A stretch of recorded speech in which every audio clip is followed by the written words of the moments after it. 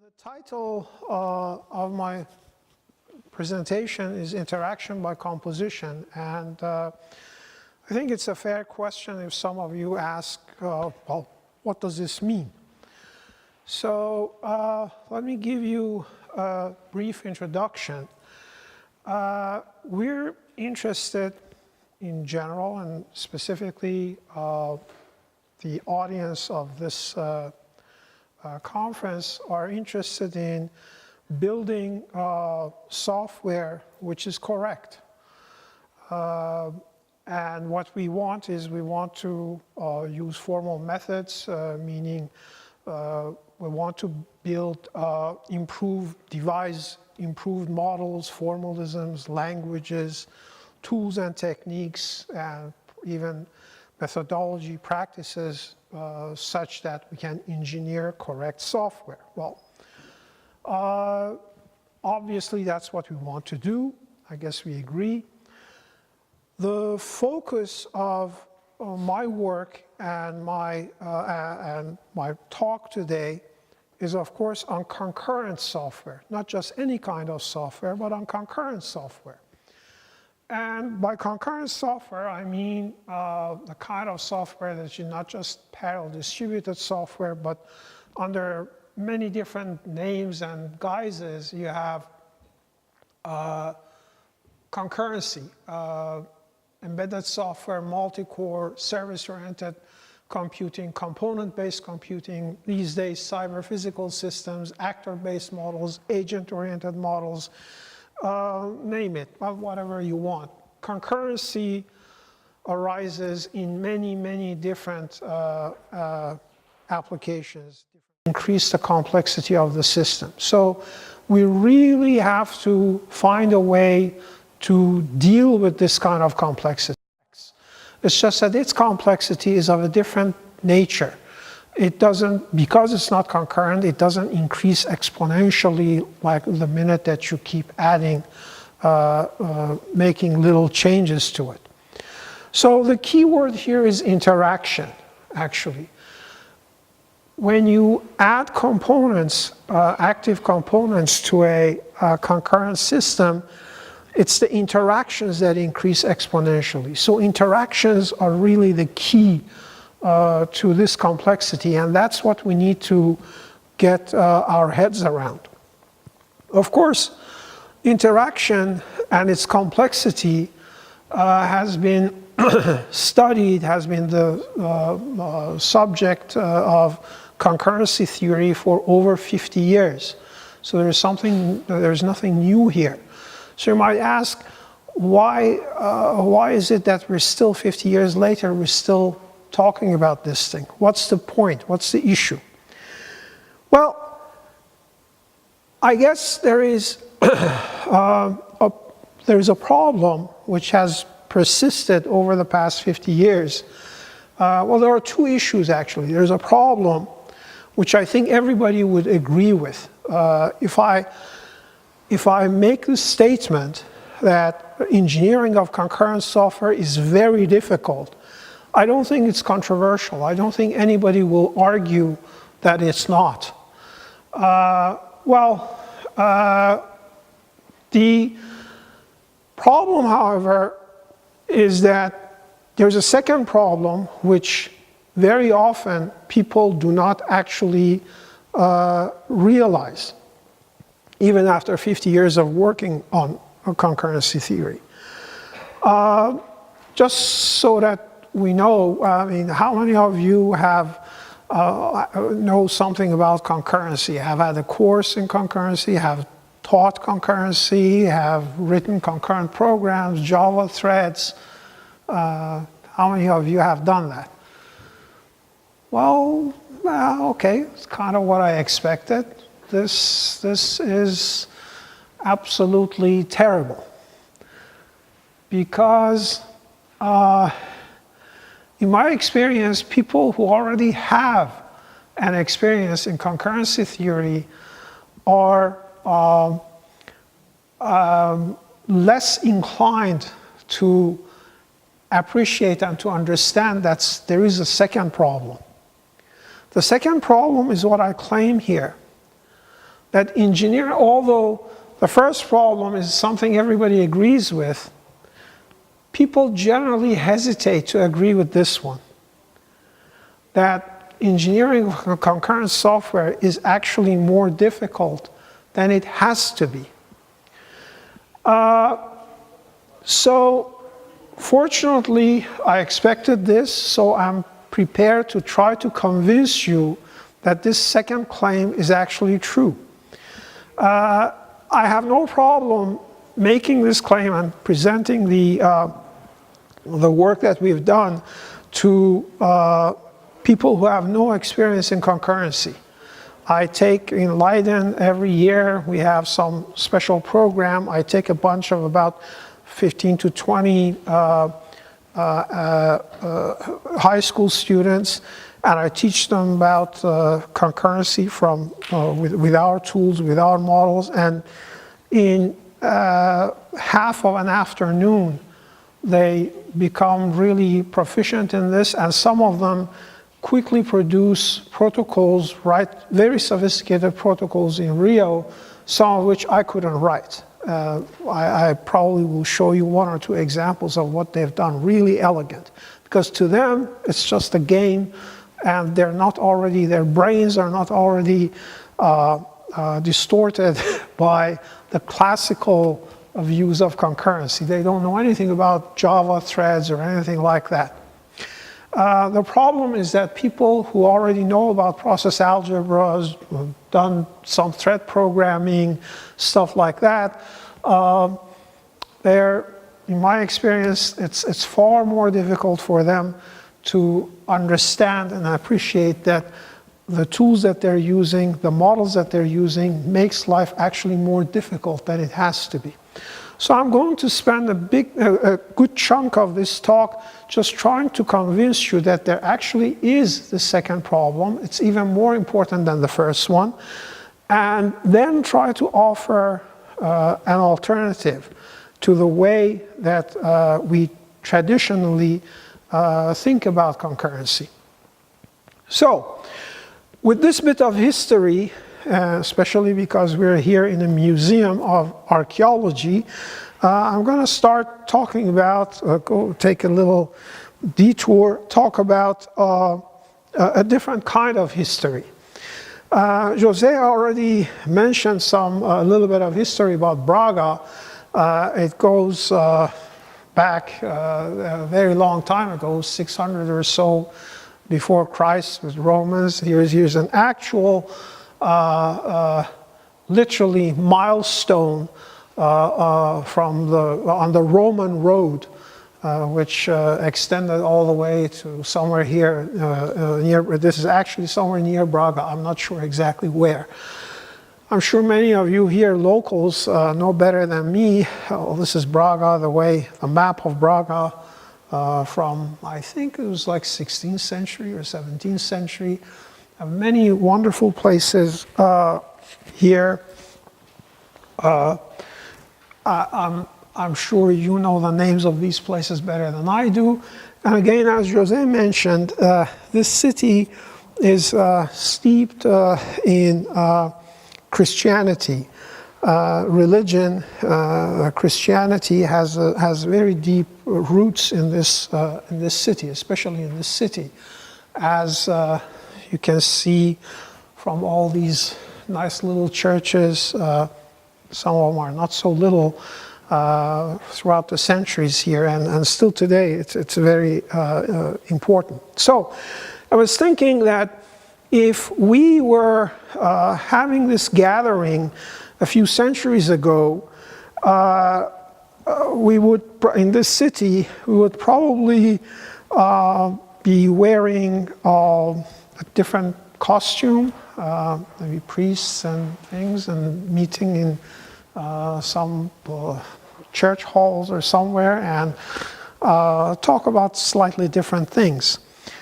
And maybe this is a good way to talk about, to introduce the problem, to go back to the problem that I was talking about. How many of you know who this guy is? Does anyone recognize who he is? Yeah, who is he? From? From a film. Which film? Da Vinci Code. Yes. Okay. He's actually a character. His name is Silas the monk. It's a fictional character in the Da Vinci Code. And he was a devotee of a fictitious Catholic organization, and he practiced self-flagellation, self-mortification, self-flagellation, corporal mortification. He was wearing some metal Silas, and he was flogging himself every day to get closer to God. This practice of self-flagellation actually has a very long history in Catholicism. And it has been practiced since, I don't know, ages, certainly Middle Ages. Somewhere along the line in the Middle Ages, if you look at the statistics, incidence of self-flagellation, the practice of self-flagellation spiked in the Middle Ages because of the spread of the plague, the bubonic plague. The idea was that people thought that, remember from your history books, the bubonic plague in some parts of Europe, it wiped out almost 2/3 of the population. I don't know how many casualties it had here in Braga, but in some places in Europe, up to 2/3 of the population died because of the bubonic plague, which was spread by some kind of either rats or something like that.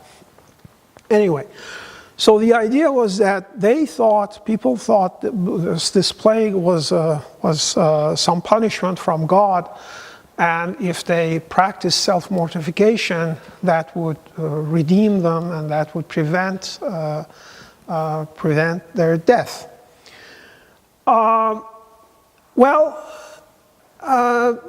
Of course, these days we are better educated. We know more, especially people like us. We are academics. We are computer scientists, mathematicians. We don't do such silly things, right? We know better, right? Really? Do we know better? Well, we still have some traditions, some practices that we stick to, like real programmers write only an assembly. Okay, what's that if not self-flagellation? Or, what we do is so special that mere mortals should not understand our practice. So the kind of secret guild kind of thing. We try to obfuscate what we do so that normal people don't understand what we're doing. And sometimes we just take desperate measures. We know it's not going to work from the beginning, but we think we don't have any better tools, so we just stick with what we have and try to, use a spoon to drill a hole in a cement wall. We know from the beginning it's not going to work, but we're going to give it a try anyway. So, this using inappropriate tools is really a problem. We all know that Turing machines and even lambda calculus is not a very good programming language. Theoretically, that's all there is. But nobody wants to write a bitmap to JPEG conversion algorithm in a Turing machine. In theory, you can do that, but you really don't want to do that, right? So what is it that makes us believe that pi calculus or process algebras or thread programming is a good model for developing concurrent software? We still stick with this idea. Why is that? The majority, at least the majority of people, and our programming languages reflect that. Things haven't changed in terms of concurrency constructs in programming languages over the past 50 years. That is a major problem. We need better tools, okay? How do we get better tools? See, there's a difference, there's a distinction between theory and practice. In theory, theory and practice are the same, but in practice they're different. We would prefer to write programs in object-oriented languages rather than Turing machines.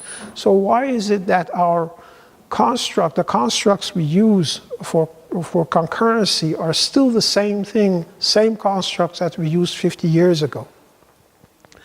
We need better tools. And how do we get better tools? Well, one way is to improve our existing tools. Let's go back to the Middle Ages and imagine that sometime towards the end of the plague, because the plague at some point died out, right? Sometime towards the end of the plague, or the plague was dying out anyway, some little village, people actually did a lot of self-flagellation, and they were spared by the plague, and they survived. And this would have actually convinced them that self-flagellation actually works. It's a good protection or prevention or cure for bubonic plague. So what would have happened? Well, the idea would have spread to the next village, next city, so on and so forth, and they would also practice, imagine, they would also practice more fervently, self-flagellation. And, well, the bubonic plague was, coming to an end anyway, and they would all get convinced that it actually works, right? Now, imagine that this idea would take a hold, and people would be convinced that actually self-flagellation, there's the actual evidence shows that self-flagellation helps. Bubonic plague died away because we were practicing self-flagellation. Suppose this myth would take a hold. I know it's kind of far-fetched and strange for us to believe that, but we believe in even more far-fetched and strange things today, so why not this one? So I imagine we live in a parallel universe that went off from that point. And a few centuries later, now in that parallel universe, in the 21st century, in that parallel universe, people are still convinced that self-flagellation actually prevents bubonic plague, right? Now, meanwhile, of course, they would, in that parallel universe, they would have had advances in science, technology, and everything. They would have computers like ours, and there would be big corporations doing all kinds of things. It's a parallel universe, but this idea would have taken hold. Well, by now you could imagine in that parallel universe there would be a company called Microwhip, right?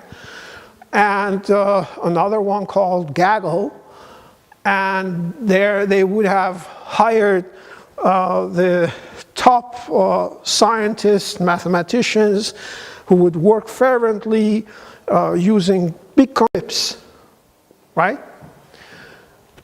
And you could see, probably could easily see things like WIP++, which would have special features like user-friendly interface, better grip so that it doesn't slip from your hand as you can more effectively whip yourself. it would be, it would have native multi-threading. And it would even have distributed kernels, right, to make sure that you would have better pain inflicted on yourself. You could also have, well, energy, you know, green energy, green computing, green things are very vogue in that parallel universe too. So you would have a handle to hang it, and so fantastic features for WIP++. A rival company, maybe Gaggle, would come up with WIP Sharp. Would have special barbs at the end to make sure that you know, it really inflicts effective pain. A few years later, again a few years ago, Pixar and Disney again won a special recognition for, I think the movie was called Monsters, where there was this little girl, animated little girl that grows to be very huge with, okay. That movie also won a special recognition because that was the first time that even after the fabric thing, that they had managed to realistically simulate the movement of strands of hair. Okay? That's how complex, mathematically complex these things are. So the simulation of the strands of these threads for a whip to make sure, that would have been genuine scientific progress, genuine mathematical breakthrough in that parallel universe too. And all this scientific accomplishment in that parallel universe would convince everybody that they're actually doing real things. And that's true. But somebody at some point could ask, wait a minute, what is the problem we're trying to solve? Are we really trying to build better whips and develop advanced science of whip building and all that it entails? Or what is the problem? If the problem is that we want to prevent or cure bubonic plague, we have to take a totally different approach. It has got nothing to do with whips, right? Even though all of this is really genuine science and genuine improvement of technology. But the problem we want to solve is a different one. It's not building better whips. The problem is to prevent bubonic plague, right? Now, I propose to you that this is where we are, where we've been stuck for the past 50 years when it comes to concurrency. Because what we want actually is not so much, not that there's anything wrong with the theoretical advances that we've made in concurrency theory. We need all of that. That's all wonderful, okay? That's good science, useful science. But the problem is programming of concurrent programs, concurrent applications, better constructs for programming of these things. That has not advanced. That is the problem. That's the bubonic plague that we're dealing with. What is software engineering? Software engineering is a discipline, is an engineering discipline for construction of complex software-intensive systems. And a hallmark of all engineering disciplines is compositionality, composition. We want to be able to construct more complex systems by composing simpler ones, but that's not all there is to compositionality. This second one is very important. We want to be able to derive the properties of the composed system as a composition of the properties of its components. That's what makes compositionality useful, important, and challenging. So, the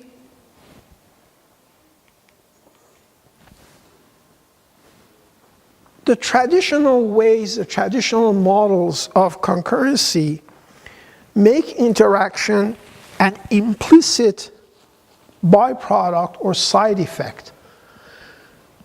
If you take all traditional models of concurrency, process algebras, actor model, Petri nets, workflow, anything you want, threads, all classical models of concurrency, they're actually models of things that interact. They allow you to model things that interact. They do not allow you to model interaction. What is complex about concurrency is interaction, not the things that interact.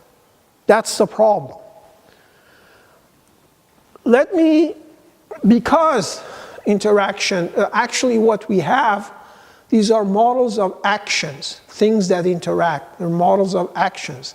They're not models of interaction. As a result, interaction becomes an implicit side effect in all these models of concurrency. And because it's implicit, it becomes more difficult to specify, verify, manipulate, and it's impossible to reuse interaction patterns. Let me clarify what I mean by considering an example. Consider this is the specification of a system that I want to build. I have two producers. These are all black boxes. They're built by somebody else somewhere. I cannot touch them. Two producers, a green producer and a red producer. They produce some values, some frequency. And then I have a display, which is a consumer, which consumes some item and displays it. What I want to build is some system using these three components, black box components. I want to put them together to build a system where the display shows the outputs of green and red producers as they alternate producing their values. So specification of a program, relatively simple program. I think if I give any one of you some time, maybe 10, 15 minutes, maybe, I don't know, one afternoon, you can easily come up with the code for this program, and at least its Java implementation would probably look something like this. You have a bunch of global semaphores, something like this, as locks and some buffer. You would have your consumer, which is an infinite loop, basically. It does some computation. We abstract it as sleep. It locks the buffer, checks to see if the buffer is empty. If it's not, prints the buffer and sets the buffer to empty. Otherwise, if the buffer is empty, it just releases the lock and loops. Okay? It's very simple, straightforward. We have a producer, a green producer. Well, it's again an infinite loop, does some computation. As a result of the computation, some value comes here, which we assign to this variable called green text. Then we wait for our turn. When the green semaphore lets us pass through, it means it's the green semaphore, a green producer's turn. And we lock the buffer, shove the computed value into the buffer, release the buffer, and kick the next guy. Okay. The next guy, the red semaphore, is also very much the same. It computes some other stuff, computes the red value, shoves it in the buffer, locks the semaphore, waits for its turn, locks the buffer, shoves it in the buffer, and kicks the other guy. Very simple piece of program, right? Fits on one slide. Okay. Now I want to ask some questions about this piece of program. Where is the green text computed in this piece of code? Okay. Well, it doesn't take much effort to actually see that after maybe 1 or 2 seconds, you'll see that, okay, the answer to this question is right here. So if I want to change the value that the green producer produces, this is the line of code that I have to modify, right? Where is the red text computed? Well, again, it doesn't take very long to realize that the answer to this question is this line. If I want to change the value of the red producer, this is where I have to go to change it. Great. Next question, where is the text printed? Well, the text is printed right here. So if I want to pretty print it or whatever, this is the line of code that I have to go to make a change. Wonderful. Now, next question, where is the protocol in this application? Now, the funny thing is that when I ask this question, very often people look at me as if I'm stupid. But this is not a stupid question. There is a protocol somewhere in here, right? But where is it? Well, it, in a sense, is somehow everywhere. Okay, and that's the problem. Well, maybe if I ask more specific questions about features of this protocol, maybe we can get more concrete answers. So let's ask those specific questions. Somewhere in this protocol, something determines who goes first, right? What determines who goes first? Well, it's not so trivial. It takes a little longer to figure out that it's actually a combination of these two lines plus these two lines that together they somehow determine who goes first. Great. Next question. What determines that the two producers alternate? Okay, that's another aspect of this program. Well, a few minutes later, you realize there's these two plus these two plus these two. Okay? Together, these two for these 6 lines determine that the two producers alternate. Now the problem is that 4 of these 6 lines are the same 4 lines that also had something to do with who goes first. So if I want to somehow change who goes first, okay, I have to make sure that the change is trivial. I have to bear that in mind. Next question. What provides, after all, I mean, we call them process algorithms. We don't call them an algebra of cucumbers. We call them algebra. Interaction in process algebraic models also is implicit, nebulous. You do some computation stuff. At some point you do a send. It does a receive, blah, blah, blah, blah, blah. We're all bubbling in the same soup. Now, at some point in time, one process, process A, performs one of its actions, which happens to be a write or a read on a shared name, X, right? At the same time, coincidentally, another process B happens to be performing a compatible action like read or write on the same shared name, X. It's the collision of these two actions, okay, of A and B, AI and BJ. It's the collision of these two actions that creates, boom, one interaction. So, this is it. A2, boom, collided with B5, that's an interaction. A2 is an action. B5 is an action. Because they were performed coincidentally on X at the same time, okay, boom, that creates an interaction. So, let the soup boil and let these guys bubble and continue, and then what do we have? Well, we have boom, boom, boom, boom, boom, boom, boom, boom, boom, boom, boom, boom. That's what happens, right? So, where's the protocol? That's the protocol. Where? I don't see anything. Exactly. You don't see anything. Because it's ephemeral. You don't see it, it's a side effect. It evaporated. Now, why did A2 collide with B5? Why not with C56? Maybe it was just dumb luck. Maybe it was divine intervention, right? A lot of people like to think it was intelligent design.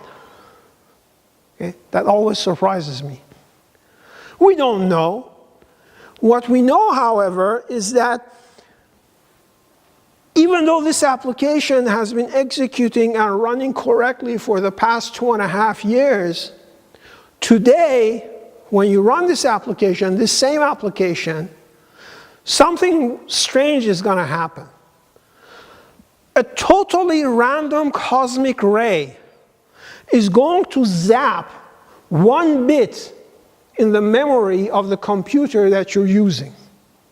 Now, modern computers, the modern memory, they all have automatic error correction circuitry. So if 1 bit in 1 byte is flipped, okay, this automatic error correction circuitry automatically detects the error and actually corrects it. So nothing will go wrong. You will still get the, so 1 bit is zapped, nothing goes wrong, the circuit kicks in, error correction circuitry kicks in, corrects the bit, okay? You still get the correct value. However, because the error correction circuitry kicked in and did something, the access time to that byte today is going to be a little longer than it used to be. As a result, today, unlike the past 2.5 years, A2 is not going to collide with B5. A2 is going to collide with C27. Does it matter? We don't know. Maybe a totally different sequence of interactions will follow. Okay? That is the problem. When your protocol is not a concrete, tangible entity, that is the problem.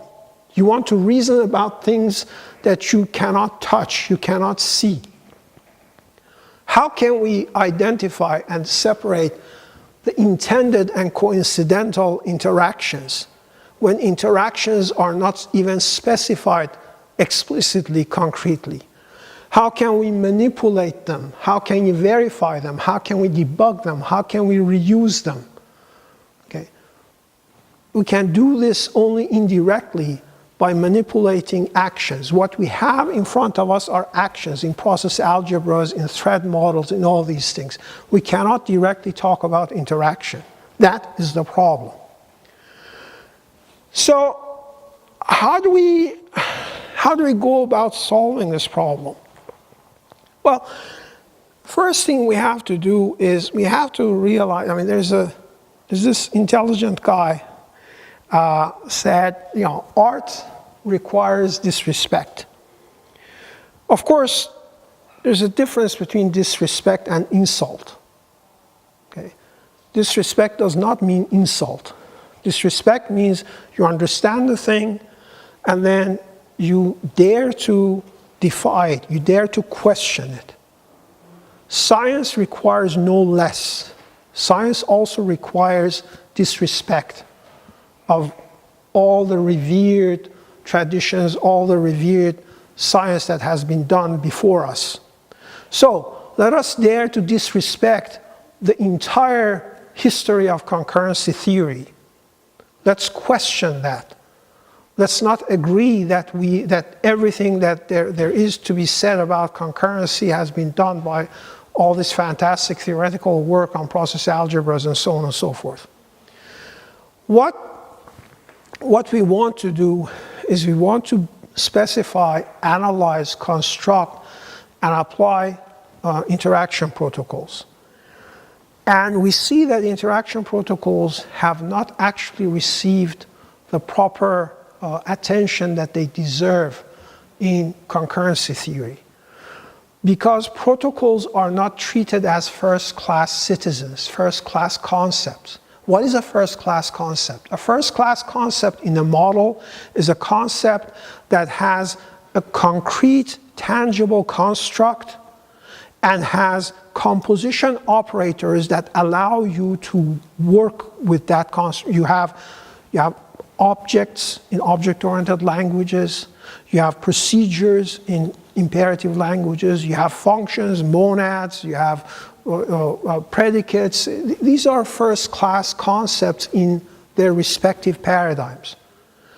Interaction is not a first-class concept in any of the traditional models of concurrency. They're all models of actions. They're all models of things that interact. They're not models of interaction. And what we need is a model that treats interaction as a first-class concept, which means explicit representation for this concept, for interaction, and composition operators that compose interactions into more complex interactions. So, how do we build? Software is an artifact. And how do we build artifacts? There are basically two ways to build artifacts, any kind of artifact. There's a direct way and an indirect way. And let me illustrate this. Rather than reading this stuff, let me illustrate this with a very simple example. Suppose I want to build a house, okay, or a building. Well, we build buildings using direct construction method. What do we do?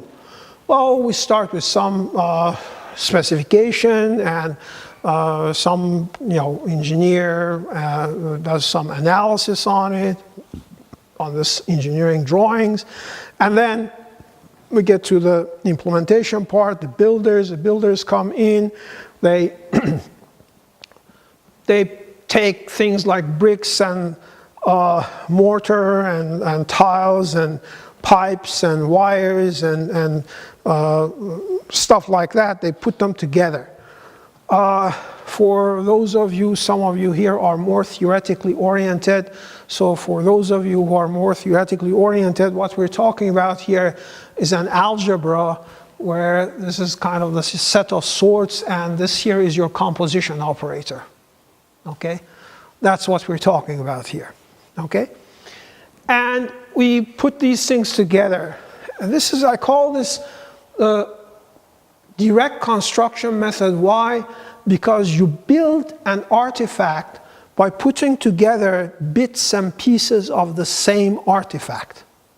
So you build the house by putting together little smaller bits and pieces of a house. That's how you build a house. You put tiles and bricks and wires and stuff like that. Here's another artifact. Okay. The gear system, the gearbox of a bicycle. Okay, what do? Again, you have your set of sorts and you have your composition operators. You put together little bits and pieces of a bicycle or a bicycle gear thing to build your artifact. Okay? That's direct construction. That's easy to see. Right? Okay. Now here's another artifact. You know what this is? Well, it looks like you don't. Okay, let me explain to you what this is. This is it's called fireworks. You know what it is? It's the thing that you light and it goes boom.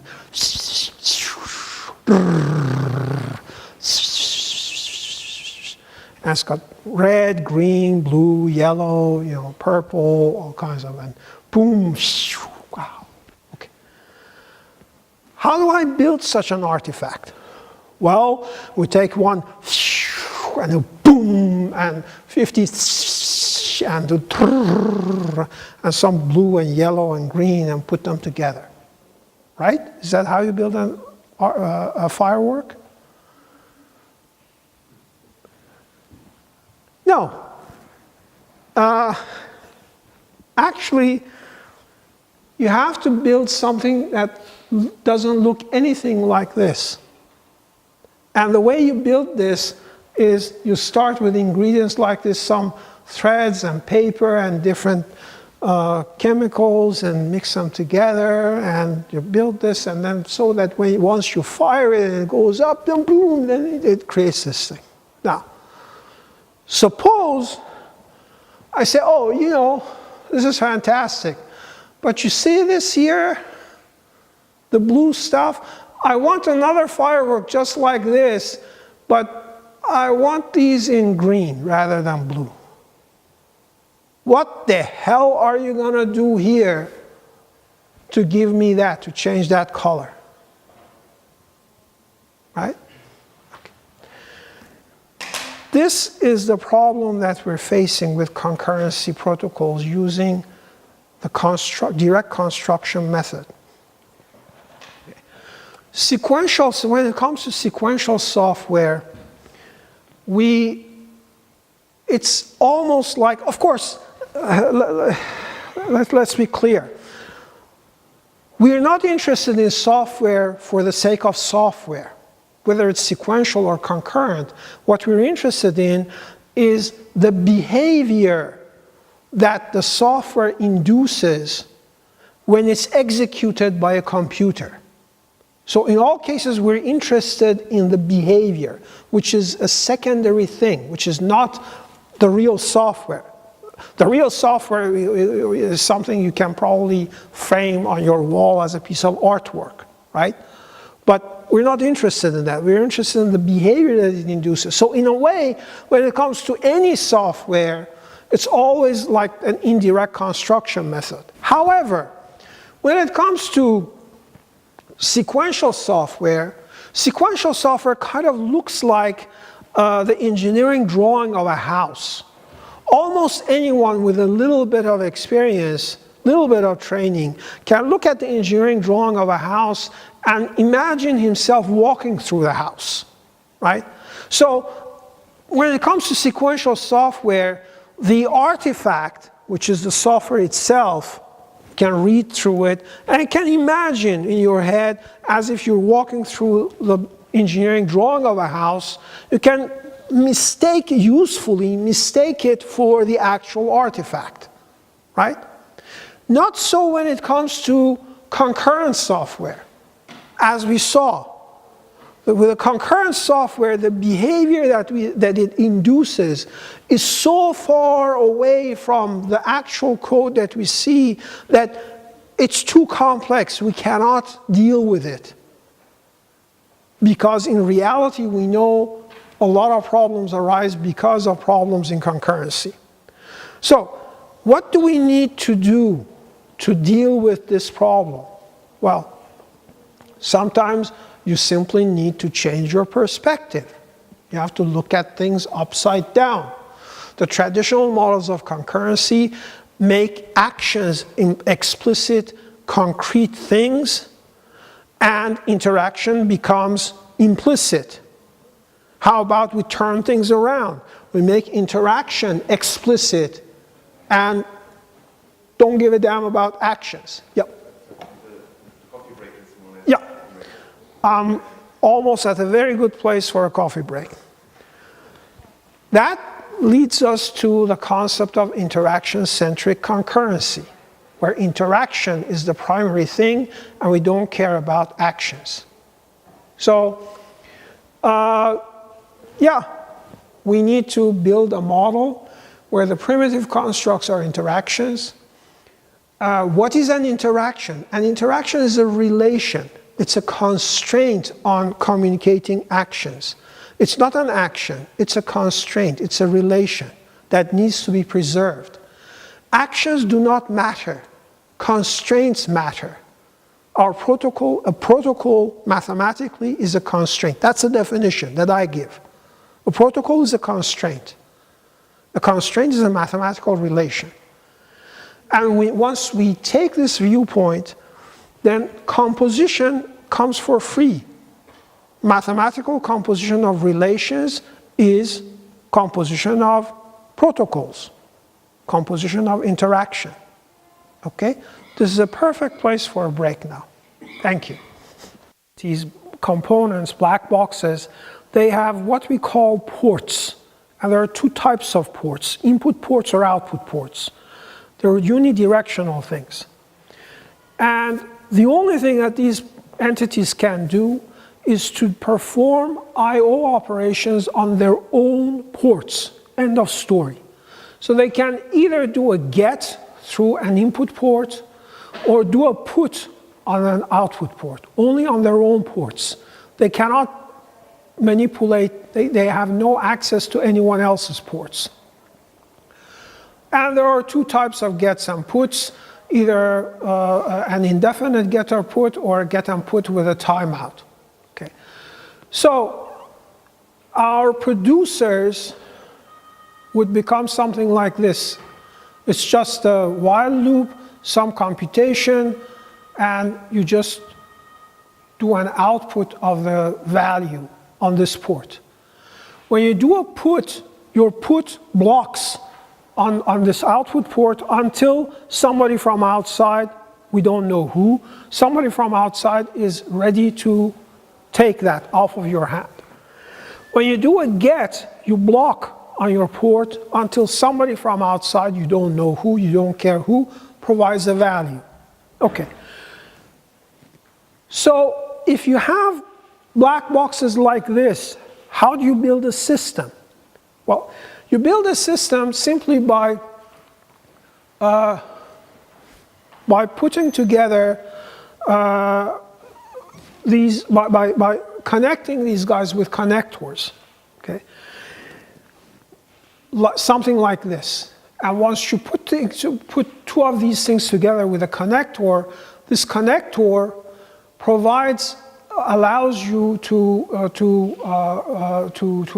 allows these two components to communicate with each other. If you build your system following this paradigm, following this model, what you're doing is you're doing this term we coined about 27 years ago. We call this exogenous coordination, which means you coordinate things, or protocol is exogenous, is outside of the components. P and C have no idea who they're communicating with. The only code they have here is just local computation and write or take on their local ports. Depending on the properties of this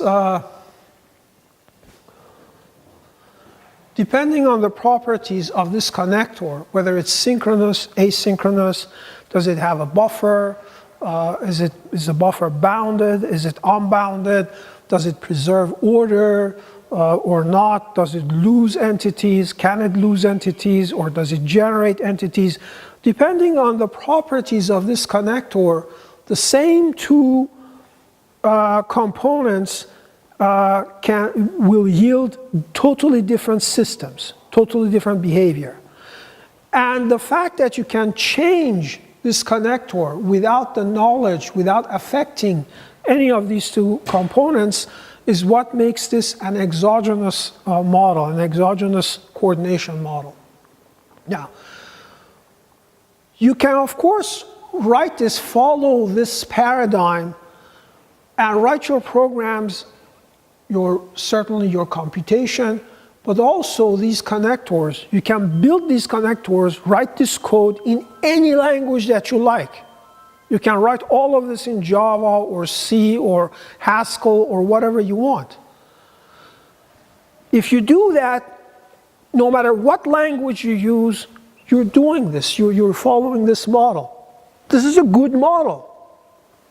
It allows you to reuse these guys, to reuse and change the protocol, because no matter what language you use. However, the concepts in here in the protocol are the concepts I mentioned earlier. They're very far from if then else and the normal stuff that you deal with if you write your code in Java. So what we really want to do is we want to build a language which is specifically designed to allow you build these things rather than these things. That's what we're after. We want to come up with a language, with a model, where we start with a set of simple primitive interactions as binary constraints, the simplest kind of constraints that you can have, and then use a composition operator to compose these simple things together to give you more complex protocols. And this brings us to RIO. What is RIO? Well, it's a language specifically for compositional construction of interaction protocols. In this language, there's only one first-class concept, and that's interaction. It's explicit, and it has a composition operator for composing it. It has a graphical syntax. It also has a textual syntax. And protocols manifest themselves as these connectors. It's a very nice visual interpretation of mathematical constraints, actually.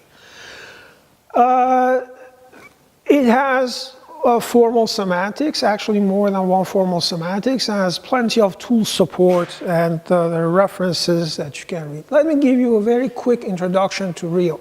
The nice thing about it is that, as you can see here, you can have the same components, just change your protocol, use different protocols, and get different systems out of this. Okay, that's what you can do. Let me give you a quick introduction to RIO.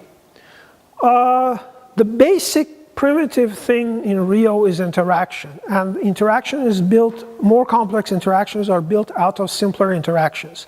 The simplest interaction, when I say interaction, I mean a constraint, a mathematical relation. I use these terms interchangeably.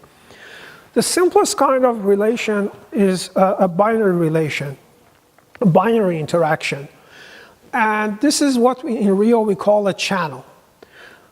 A channel in RIO is not like a channel in like process calculus or process algebras. RIO generalizes the notion of a channel.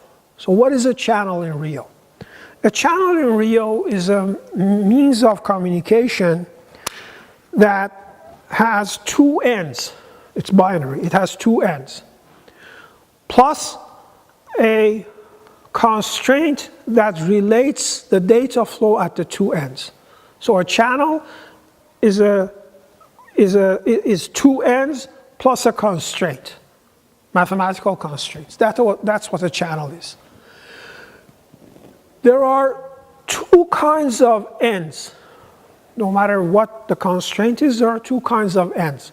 There's a kind of channel end where data enters through that end into the channel, and there's a kind of channel end where data comes out of the channel through that end. We call these things source end and sink end. That's it. That's all that RIO says about a channel. Two ends plus a constraint, and there are two types of ends. What RIO does not say about a channel is just as important as what it says about the channel. RIO doesn't say whether the channel is synchronous or asynchronous, has buffer or not, or it doesn't say anything. It's all up to you. It also doesn't say that a channel must have a source end and a sink end. It says it must have two ends. But it can have a source end and a sink end, or it can have two source ends, or it can have two sink ends. What does that mean? I don't know. It's your channel. You define it as you please, whatever you want it to mean. A channel represents a primitive interaction. So RIO defines the concept of a channel, but it does not actually define any concrete channels. To play the game, what we have to do is we have to define our own set of primitive channels so that we can play the RIO game. What we do is here's for example, some sample primitive channels, and the RIO game consists of putting these things together, composing them together, pretty much like the same way that you take electronic components like diodes and transistors and resistors and capacitors, right? You take them and you put them together, you build a circuit. Okay? It's the same game that we play here. That's also why we call these things RIO circuits. They're very much like, actually, they're the generalization of electronic circuits. So We put these things together like this. For instance, this is a very useful circuit. Doesn't matter what it does at this point. And we can even abbreviate this as this. So this is a name, this is a symbolic name, a shorthand for this circuit. And we can use it compositionally in some other more complex circuit. Okay?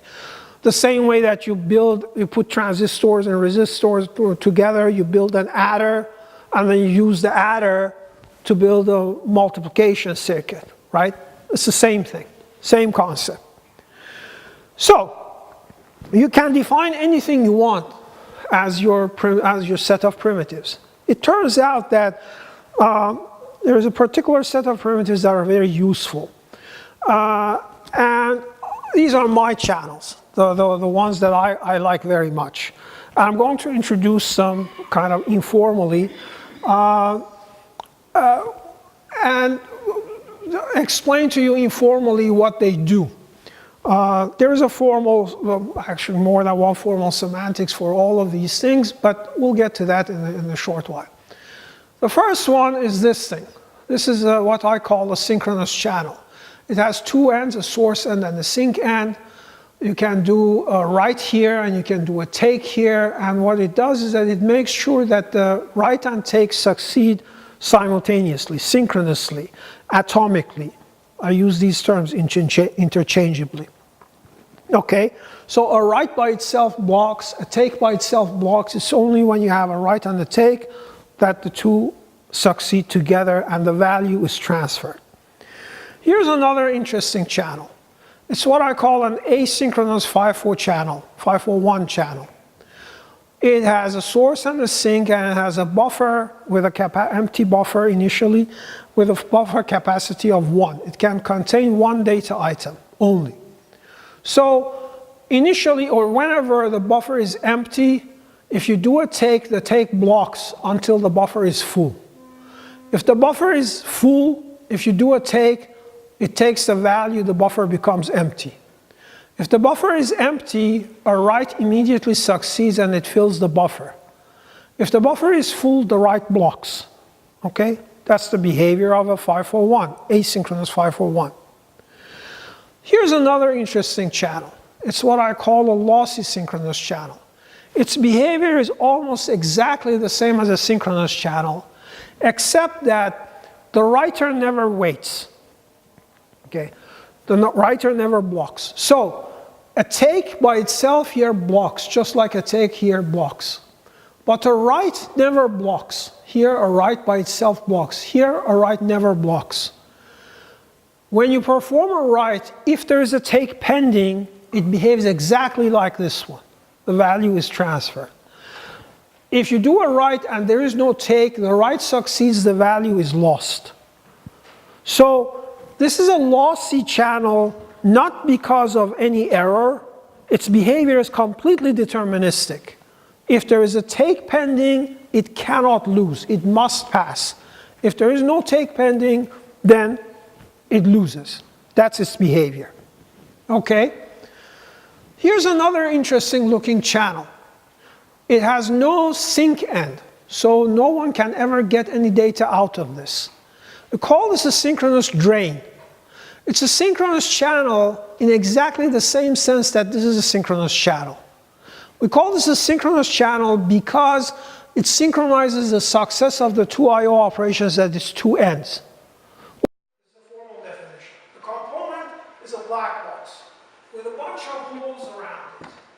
There are two types of holes, input holes and output holes, black and white. I don't know anything about what's inside of this black box, except that I know that there is something inside of it that has a behavior. Let me introduce to you Mr. Wild Animal. I don't know what kind of animal this is, I don't know its behavior, but I know what I know is that there is at least one, maybe more, of these wild animals inside of this box. I don't know what they do. I don't know how they behave.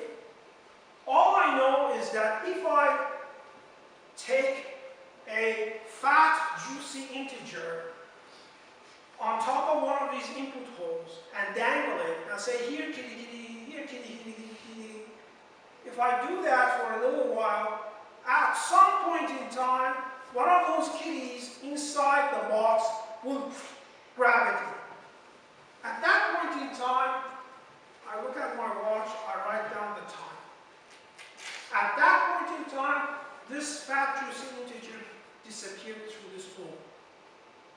Next, another one, another juicy integer. I record the time. Next, another one. And it doesn't have to be an integer. Anything, any data item. So on and so forth. I just record the times at which these values disappear through this hole. Similarly, if I hold my hands next to one of these output holes and wait, at some point in time I see some value pop out. And I write down the time at which it popped out, right? And then the next one, and the next one, and the next one, and the next one. So at every hole, I can write two streams, two infinite sequences, generally infinite sequences of data values and timestamps at which those data values were exchanged, either popped in or popped out of their respective hole, right? I don't know anything about the inside of the component. I don't know anything about the Y matrix. So, if I can call these things as alpha, A, beta, B, and so for every hole, I have two unbounded streams, two unbounded sequences of values and time. Now, again, I have no idea what's going on inside of the component. But the externally observable behavior of this component can be fully, unambiguously specified as a relation, a mathematical relation, between these pairs of streams, these pairs of bounded sequences. We call these things time data streams and represent them like this. And abstract behavior of any component can be described as a relation, a mathematical relation between a number of these input and output time data streams. And we separate the input set from the output set by semicolon. A semicolon is the same as a comma, but yeah, it just separates input and output. So this is the basis for defining the behavior of any component whatsoever without knowing what's inside it. Well, the first formal semantics of real was developed essentially by my colleague Jan Rutten based on his idea of stream calculus, called algebraic notion of stream calculus. I don't have time to go through the details of this thing. Essentially, it's what I told you. You have two streams, data stream and a time stream. The time stream, the details don't matter, is a monotonically increasing sequence of real numbers without the zero property. Again, the details don't matter. We have two operators on streams, essentially head and tail, and that's it. Okay. With this said, I introduce a bunch of components, binary components, and a ternary component. Here, these are just examples. And I can define their behavior like this. So this one, sync, is a component as an input data, time data stream, an output time data stream, and this is what it does. Formally, that's what it is. Same thing here, 541. What does it say? It says, whatever goes in comes out, that's the data stream. But it has to come out strictly after it has gone in. That's it. That's the behavior of an unbounded 541. An unbounded 541, it's the same thing except that after it goes in, the next thing that goes in has to be after the thing comes out. I don't have time to go through the details.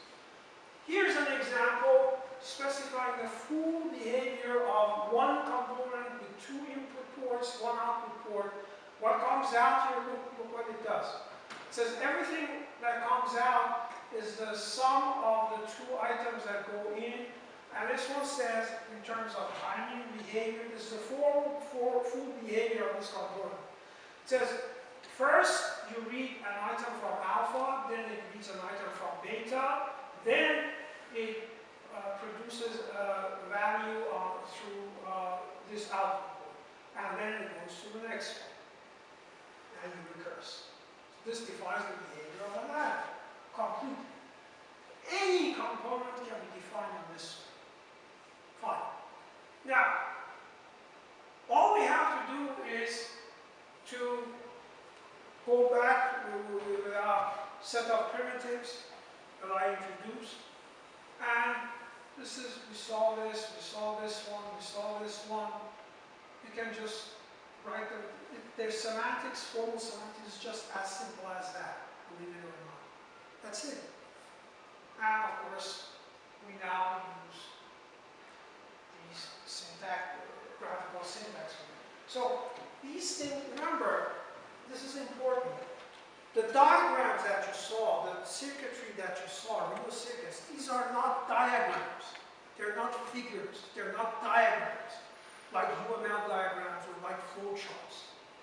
They're not things that you draw and then sit down and write a secret for. No. Those are actual programs written in a formal syntax with formal semantics. That is exactly what you feed to the compiler to generate executable code. It's a graphical language, but it also has a textual language. You saw it. So these are not diagrams. This is a formal syntax that I'm introducing with formal semantics. What can we do with this? Oh, okay.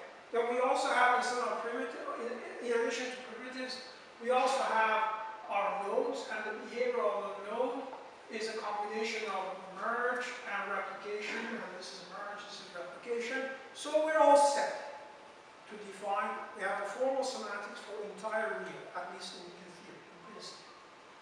What can we do with this? I don't have time to go through this in detail, but we can take, for instance, we can take this circuit. This is the textual code for this circuit.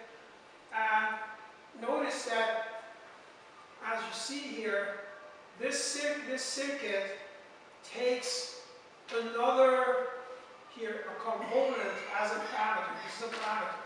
So I can have different adders. This is the name of a formal parameter, which I call sum, which has two input ports and an output port. I can put anything with this port signature in here.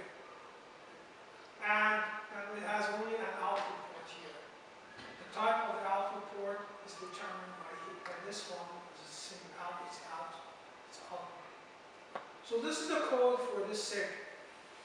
Or this is the code for this circuit. They're interchangeable. Both of them are the same. Now, what I want to show you is that this circuit I claim produces the Fibonacci series. Even though none of its elements, if you put an adder in here, like the one we saw before, it produces Fibonacci series. None of the components here knows anything about Fibonacci, but the circuit produces the Fibonacci series. To do this, first I introduced, this is a formal definition. The component is a black box with a bunch of holes around it. There are two types of holes, input holes and output holes, black and white. I don't know anything about what's inside of this black box, except that I know that there is something inside of it that has a behavior. Let me introduce to you Mr. Wild Animal. I don't know what kind of animal this is. I don't know its behavior. But I know what I know is that there is at least one, maybe more, of these wild animals inside of this box. I don't know what they do. I don't know how they behave. All I know is that if I take a fat, juicy integer on top of one of these these input holes and dangle it and say, here kitty kitty, here kitty kitty kitty kitty. If I do that for a little while, at some point in time, one of those kitties inside the box will grab it. At that point in time, I look at my watch, I write down the time. At that point in time, this fat juicy integer disappeared through this hole. Next, another one, another juicy integer. I record the time. Next, another one, another one. And it doesn't have to be an integer. Anything, any data item. So on and so forth. I just record the times at which these values disappear through this hole.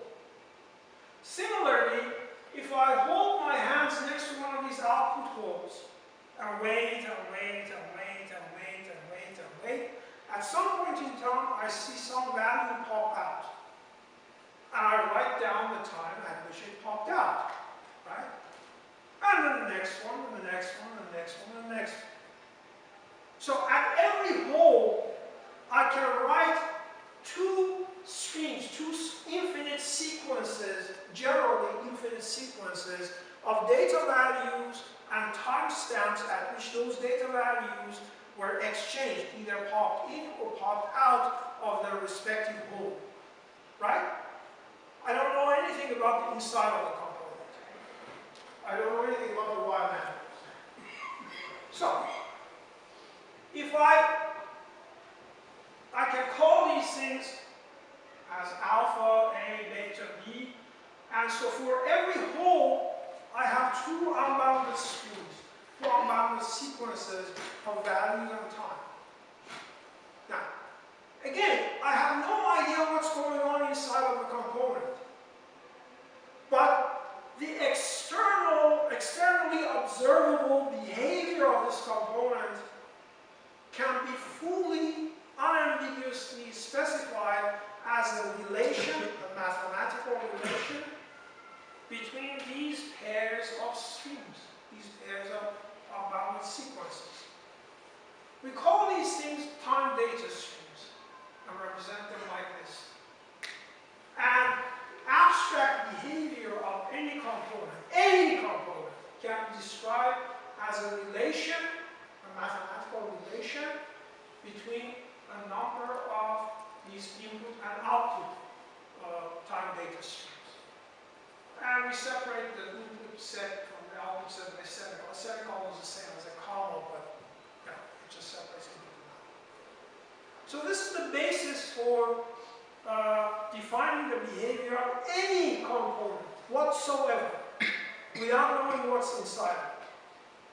Well, the first formal semantics of real was developed essentially by my colleague Jan Rutten based on his idea of stream calculus, called algebraic notion of stream calculus. I don't have time to go through the details of this thing. Essentially, it's what I told you. You have two streams, data stream and a time stream. The time stream, the details don't matter, is a monotonically increasing sequence of real numbers without the zero property. Again, the details don't matter. We have two operators on streams, essentially head and tail, and that's it. Okay. With this said, I introduce a bunch of components, binary components, and a ternary component. Here, these are just examples. And I can define their behavior like this. So this one, sync, is a component as an input data, time data stream, an output time data stream, and this is what it does. Formally, that's what it is. Same thing here, 541. What does it say? It says, whatever goes in comes out, that's the data stream. But it has to come out strictly after it has gone in. That's it. That's the behavior of an unbounded 541. An unbounded 541, it's the same thing except that after it goes in, the next thing that goes in has to be after the thing comes out. I don't have time to go through the details. Here's an example specifying the full behavior of one component with two input ports, one output port. What comes out here, look what it does. It says everything that comes out is the sum of the two items that go in. And this one says, in terms of timing behavior, this is the full behavior of this component. It says, first you read an item from alpha, then it reads an item from beta, then it produces a value through this output, and then it goes to the next one, and you recurse. So this defines the behavior of an adder completely. Any component can be defined in this file. Now, all we have to do is to go back with our set of primitives that I introduced, and this is, we saw this one, we saw this one. You can just write them. Their semantics, formal semantics, is just as simple as that, believe it or not. That's it. And of course, we now use these graphical syntax. So these things, remember, this is important. The diagrams that you saw, the circuitry that you saw, real circuits, these are not diagrams. They're not figures. They're not diagrams, like UML diagrams or like flowcharts.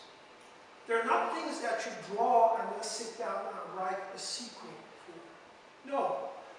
Those are actual programs written in a formal syntax with formal semantics. That is exactly what you feed to the compiler to generate executable code. It's a graphical language, but it also has a textual language. You saw it. So these are not diagrams. This is a formal syntax that I'm introducing with formal semantics. What can we do with this? Oh, okay. Then we also have instead of primitive, in addition to primitives, we also have our nodes, and the behavior of the node is a combination of merge and replication, and this is merge, this is replication. So we're all set to define, we have a formal semantics for the entire real, at least in theory, in principle. What can we do with this? I don't have time to go through this in detail, but we can take, for instance, we can take this circuit. This is the textual code for this circuit, and notice that, as you see here, this circuit takes another, here, a component as a parameter. This is a parameter. So I can have different adders. This is the name of a formal parameter, which I call sum, which has two input ports and an output port. I can put anything with this port signature in here. And it has only an output port here. The type of the output port is determined by this one. It's the same out, it's out, it's out. So this is the code for this circuit. Or this is the code for this circuit. They're interchangeable. Both of them are the same. Now, what I want to show you is that this circuit I claim produces the Fibonacci series. Even though none of its elements, if you put an adder in here, like the one we saw before, it produces Fibonacci series. None of the components here knows anything about Fibonacci, but the circuit produces the Fibonacci series. To do this, here first I introduced a number of different, just some examples that shows that without considering data in your verification, everything works for this circuit, for instance, but there are examples that if you consider data, then you don't have a behavior. So details about that. So verification even shows you the headers, the function headers of the functions in this .h file. And let's just select the ones that you like. The ones that you like to import. The ones that you like to import, you also have to, at the same time, you also have to point to a .o file which actually implements those functions. Once you do that, then for every one of those, so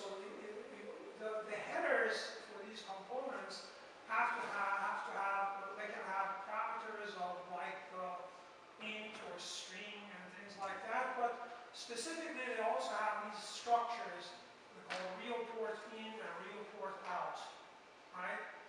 And these are pointers, these are types 2 ports.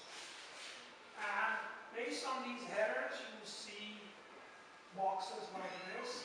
The non-port parameters show up like that, and you can fill the parameters graphically. So these guys show up, literally pop up on your screen. You link the input ports and output ports to the boundary ports of your circuit. Okay? Once you do this link, you say generate code, boom, you're done. The code for the whole application is generated. Because this is already compiled into C code. These are also C functions, each of which runs as a main function of a thread. Boom, you're done. That's how you develop your entire application. I want to say a few words about code generation because this is very important. This is mainly the work of my former PhD student, Sonship Yongmans. I'm going to have to go through this very fast, very quickly. Basically, what we do is we already had 2 different implementations. 2 different implementations are very easy to consider. You can have a centralized implementation essentially, where you take everything as constraint automata, an entire circuit, form the composition, you come up with one big constraint automata. And then you can just generate code for this as a state machine, right? That's easy. You can also take every primitive as a separate entity, and that's essentially part of the work of the PhD work on Jose, produce distributed implementation of Rio using Scala, which runs on a distributed network. Or you can go to the extreme where every primitive, every node is at a different IP address. But okay, that's possible, but it's going to be very inefficient. That's a total distributed implementation. They can have a total centralized implementation. The total centralized implementation has several problems. One of which is that you have only one controlling thing, and the other is that very quickly, if you have n 501s, you have 2 to the power of n states of the automaton, which you cannot have. So, what to do? Well, what we want to do, we want to have a hybrid method for code generation. And this is something that Jose already in his thesis experimented with a little bit, but some took that and did a very much more advanced job because that wasn't part of what Jose was supposed to do.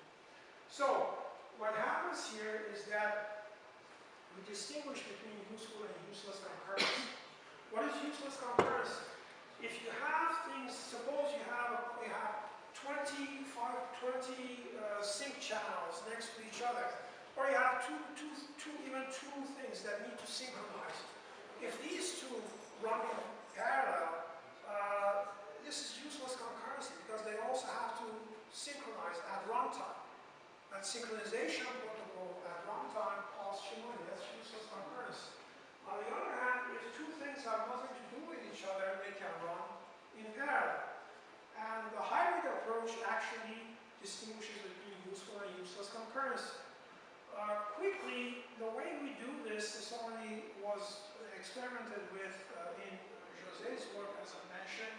You can, this is a graphical representation of what goes on. You can take a circuit and you can identify what we call a synchronous island. And the synchronous island is all synchronous activity. And you can generate a single state automaton for a synchronous island, so they're not going to be very big. And then asynchronous sections of the circuit are essentially those 5-fold circuits, 5-fold channels. They're not very complex either. So, what Song did is that he actually doesn't care about the real part, the syntax of real. He looks at the constraint automaton models of the primitives that you're using, and he recognizes what is useful and useless concurrency. I don't have time to go through the details, but he somehow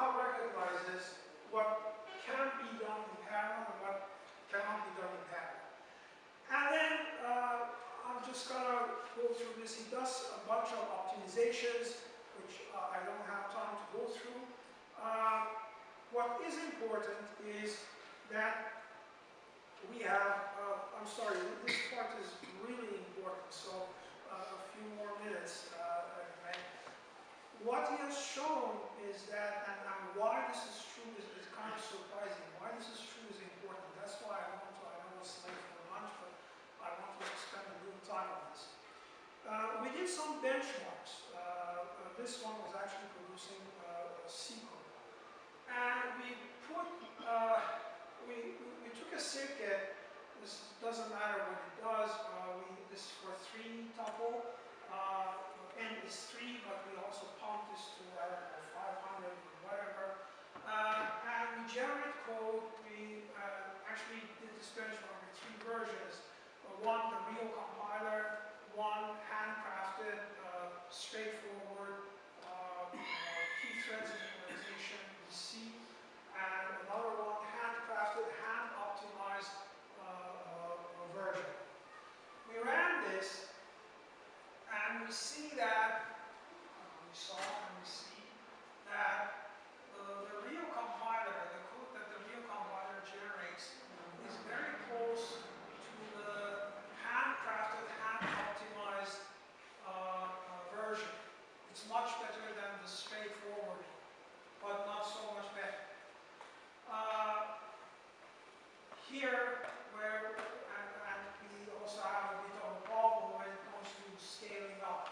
And after 128, you get it's worse than the handcrafted version. We looked at this, see what is going on, and what was the optimization that the expert programmer, expert C programmer did manually. We saw what he did. We encoded that in the compiler as an optimization, and as a result, we ended up with another version, another protocol, but as a result of that, we ended up with this result. This is the naive p-thread implementation. No real programmer can do it this way. This is the